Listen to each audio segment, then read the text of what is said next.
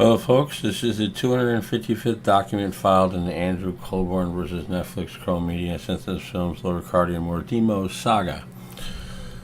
I find it funny that they spelt his name wrong in the brief. They spell it right at the top. Andrew, you see, it's Colborn, B-O-R-N, and down here they spelt it with B-U-R-N. So, but anyways, plaintiff's opposition to defendant's joint motion for orderly allowing defendants to depose plaintiff for 14 hours collectively. Defendants claim that the 14 hours collectively to depose plaintiff Colborn because they must explore the extent to which plaintiff's contact with Ms. Schuler waived the attorney-client privilege, and because plaintiff Colborn's complaint is lengthy and raises multiple areas of substance questioning. In addition, they claim that they are entitled to more time to depose Mr. Colborn because of the fact that this is a multi-party lawsuit. None of these reasons justify extending the time to take a plaintiff's deposition to more than 7 hours. First, and the fact that defendants have filed this motion jointly and consistent with the fact that they have presented a united front in the litigation, defendants will be able to stay within the 7-hour limit for the deposition by ensuring they do not cover ground covered by another defendant. Second, the plaintiff does not dispute that the attorney-client privilege is waived to the extent that Mr. Colborn revealed otherwise privileged communications to third parties, but maintains the communications not revealed are privileged.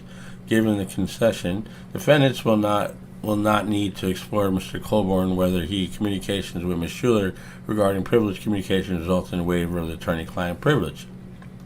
Third, defendants claim that they need more time because they must explore 8 areas of substance questioning with Mr. Colborn, but with respect to 2 of these areas, whether the defendants acted with the actual malice and whether the defendants acted with intent to harm him. For example, by causing emotional distress, Mr. Colborn cannot testify because he has no relevant information regarding these areas. In addition, questioning Mr. Colborn about statements to other people, including Mr. Avery's lawyers, made at trial will likely be brief because such statements can be conferred by transcript and film because Mr. Colborn did not attend large parts of the trial. Defendants claim that they need 14 hours to depose Mr. Colborn because of the length of the operative complaint has been placed. Like other witnesses, Mr. Colborn can only testify to the fact that he knows and will not know about each fact alleged in the complaint. In addition, defendants have benefited Mr. Colborn's previous deposition and trial testimony, which should limit the field of questioning about what they feel they must ask Mr. Colborn accordingly. To the length of the complaint should be no bearing on how long defendants need to depose Mr. Colborn. 7 hours is sufficient. Plaintiff's counsel has adhered to the 7-hour limit for deposing relevant witnesses, and there's no reason defendant's counsel cannot do the same when deposing Mr. Colborn. Defendant's motion should be denied. Filed by law firm Conway, Jose and Jerry on this date, July 5th, 2022.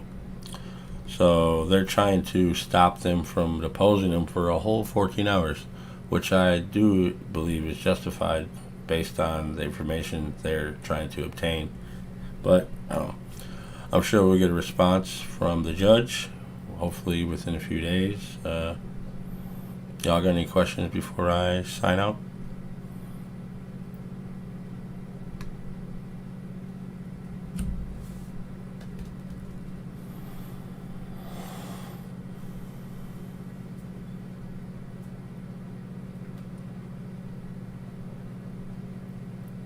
Alrighty. Yeah, sorry about that, but this is the latest update in this Colborn saga. I think he put his foot in his mouth, and I'm curious to see if they do have that phone call from 1994 or 95, which he can't really remember, but yeah. See y'all next time. Later.